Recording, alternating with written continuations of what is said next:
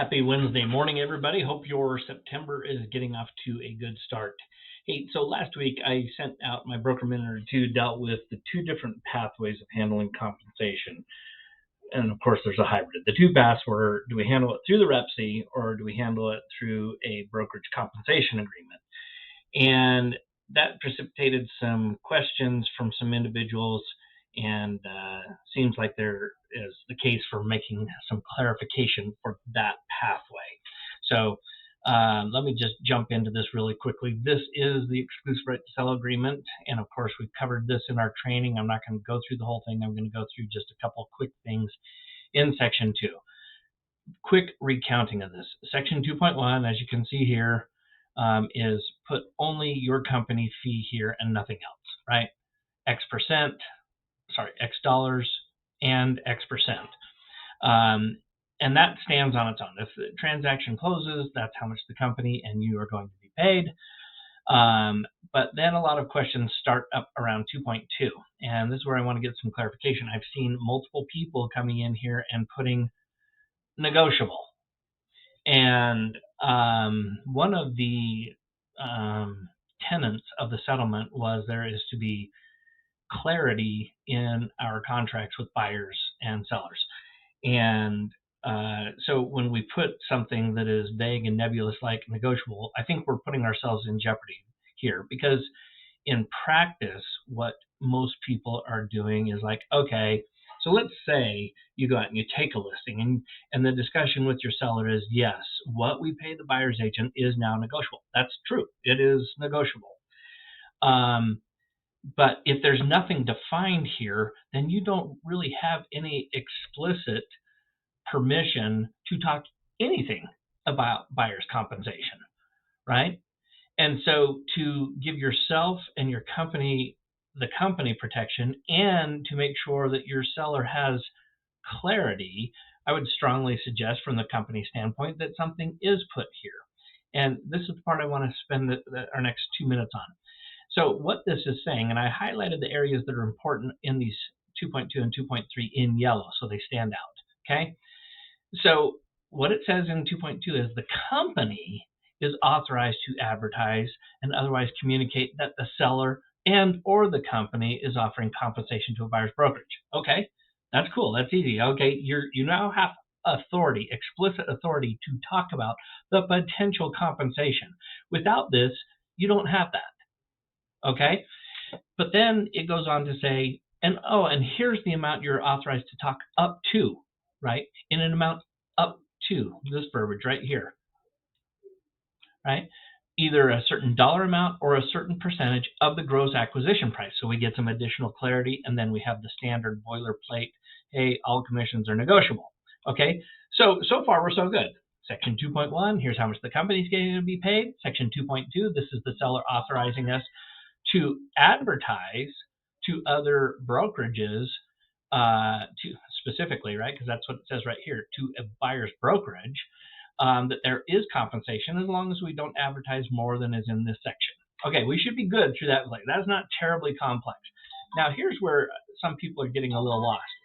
And it actually makes sense, and I drew arrows to demonstrate the point. So 2.3 is basically in the case of in an event. All right, so what is the event? So there is compensation agreement between the company, notice that the word is not the seller, through the company and a buyer's brokerage. So this is what escrow instructions used to do, or it's actually what the BAC field used to do kind of on the MLS. This section gives us the authority, right? It says if there's an agreement between the company and a buyer's brokerage, the company agrees, and it's specific. It has to be done in a written compensation agreement, which we have a form for that, right? And notice it's not saying still anything about the seller. Okay. But in that event where the brokerage, the listing brokerage, and the buyer's brokerage enter a compensation agreement between the two brokerages, then what? The then what is the seller agrees that that payment amount will be added to the brokerage fee owed to the company in Section 2.1. Okay? And there is one huge condition on that. The company, meaning us, the listing brokerage, may not agree to a written compensation that exceeds the amount authorized in Section 2.2. So in the event that there is a signed written compensation agreement between two brokers, the seller has already agreed in their contract that as long as it doesn't exceed this amount, it will be added to this amount, and the title companies will know how much each respective brokerage gets. So I hope that adds some clarity in regards to how this section 2.1, 2.2, and 2.3 work. If it's in the rep sheet, it's on its own track and really has nothing to do with this unless you signed one of these and somebody sends over a rep sheet with compensation. We've beaten that horse to death. Be careful because the two will add together. But if we're talking just this track versus just the rep sheet track, I hope this gives you some clarity on just this track. Last thing I want to share with you really quickly was a cool stat. I've been telling you the last few times, stay engaged. If no other year, this is the year to stay engaged through, third quarter, fourth quarter, into first quarter, which most agents don't do. Here's why. Just a great stat I ran across on a NAR presentation from Lawrence Yun. So he makes the point that, hey, look at the number of existing home sales. Don't worry about this title. Worst year since 1995. It's true. About close to 4 million homes were sold in 1995. That's 30 years ago. And 2023 and 2024 seems to be almost identical to 2023. Is the same amount, 4 million. Okay? So how is that good news? Well, this red box here is the Great Recession of 08 through 2012, right? And I made a note here. The big difference for this box was massive amounts of people were losing their jobs. It's not the case now. So what this means is the amount of sales is down, and the population, by the way, is 70 million more people in the United States, right, since 1995. That means there's huge pent-up demand. The sales have slowed for the last year or two. Rates have been high.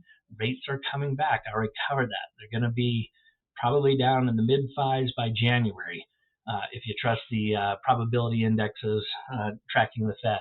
And so those people that stay engaged over the next 3 to 6 months are going to do really well because they're going to be lined up to take advantage of this huge pent-up demand and decent amounts of inventory. But once that inventory is gone, meaning the people who sleep and come late to the game, it's going to be more challenging. So I hope you stay engaged and you take advantage of that opportunity. Hope you have a great week, and we will talk soon.